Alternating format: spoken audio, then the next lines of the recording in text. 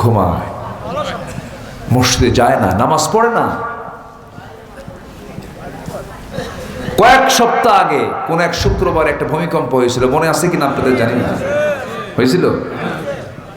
চাটমোহরে হয়েছে, ফরিদপুরে হয়েছে, ভাঙ্গুরা হয়েছে। এই তিনটা মিলেই তো একটা আসন না? এত বড় আসন হয়, এতে একটা বড় জেলা হয় তো। ওরে বাপরে বাপ, কোথায় চাটমোহর, কোথায় ভাঙ্গুড়া, কোথায় ফরিদপুর, এত বড় থানা, এত বড় এরকম তো একটা জেলাও আছে, মেহেরপুর আছে, জয়পুরহাট আছে। জি, এই বসেন সবাই। তাহলে এই যে ভূমিকম্প হলো, ঢাকার চিত্রের কথা বলি আমি। ঢাকাতে 10:30টার দিকে যখন ভূমিকম্প শুরু হলো, গুলশান, বনানী, বারিধারা, জিওএইচএস, ধানমন্ডি, এই এলিয়ট শ্রেণীগুলো এই এলাকায় থাকে। যখন ভূমিকম্প শুরু হয়েছে কয়েক সেকেন্ডের, কেউ আর বাড়িতে নাই। 20 তলা 30 তলা থেকে সব থুইয়া, সব দৌড়। জুতো পায় না খালি পায়, সব কিন্তু ভিআইপি, কিন্তু জুতো পায় না খালি পায়, খালি পায়। বউকে সাথে নিছে, বউ স্বামীকে নিছে, ছেলে বাপকে নিছে, বাপ ছেলেকে নিছে, কেউ না। যার মতো সে মারছে দৌড়, খালি পায়ে, বলা চলে খালি গায়েও। হ্যাঁ, সব গিয়ে রাস্তায় দাঁড়ায় আছে। এখন সে ভিআইপি ফকির, ভিআইপি কি ফকির। শুধু কয়েকটা সেকেন্ড, আর যদি এটাকে যদি মিনিটে পার করে দিতেন, একেবারে পার্মানেন্ট ফকির হয়ে যেত।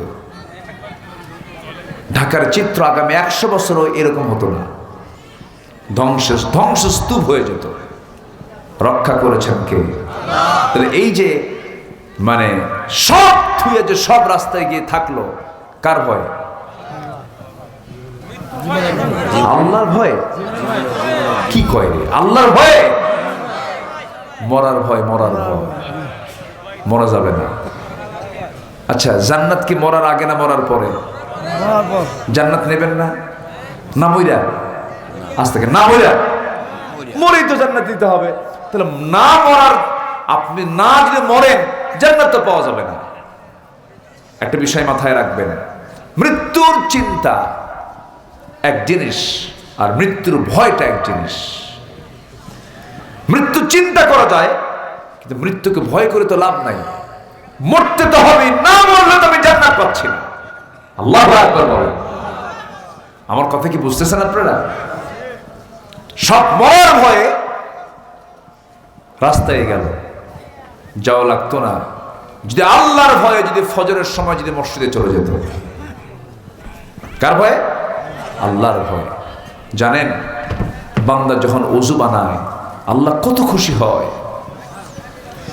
বান্দা যখন নামাজের নিয়তে ওযু বানায়, দুইটা হাত যখন ধৌত করে, হাতের সগীরা গুনাহগুলো মাফ হয়ে যায়। মুখমণ্ডল যখন ধৌত করে, মুখের সগীরা গুনাহগুলো মাফ হয়ে যায়। দুই পা যখন ধৌত করে, দুই পায়ের সগীরা গুনাহগুলো মাফ হয়ে যায়। বান্দা যখন ওযু বানায়া নামাজের উদ্দেশ্যে বাড়ি থেকে বের হয়ে যায়, প্রত্যেকটা কদমে কদমে নেকি লেখা শুরু হয়। সেই লোকটা বড় ভাগ্যবান, যার বাড়িটা মসজিদ থেকে সবার চেয়ে দূরে, সে লোকটা বড় ভাগ্যবান। আর যার বাড়ি মসজিদের সবচেয়ে কাছে, তার ভাগ্য ওই লোকের চাইতে কম। সৌভাগ্যবান সেই লোকটা যার বাড়ি মসজিদ থেকে সবচেয়ে বেশি দূরে।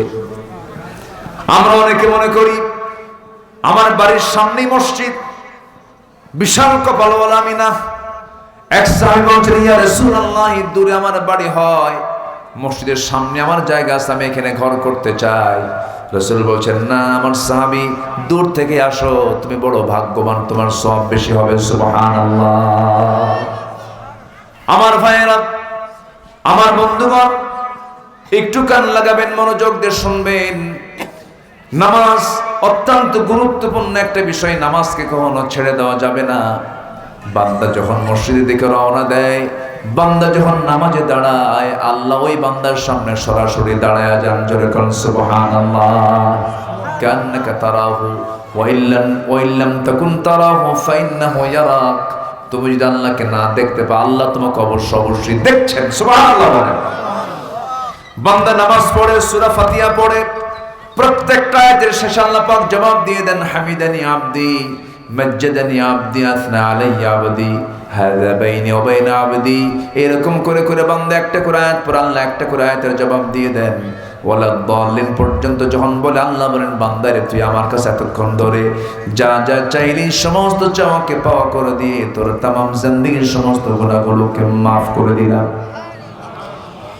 শয়তান কিন্তু 5 ওয়াক্তে আসে না, শয়তান আসে ফজরের ওয়াক্তের একটু আগে। ফজরের ওয়াক্তের একটু আগে চলে আসে, প্রত্যেকটা বান্দার শিওরে চলে আসে। আমার রাসূল বলেন শেষ রাত্রিতে চলে আসে শয়তান, এসে বান্দার প্রত্যেকটা বান্দার শিওরে বসে মাথার চুলে হাত দিয়ে বলে, আলাইকা লাইলুন তাবিল, আলাইকা লাইলুন তাবিল, তোমার রাত বড় লম্বা, তোমার রাত বড় লম্বা, ঘুমাও ঘুমাও।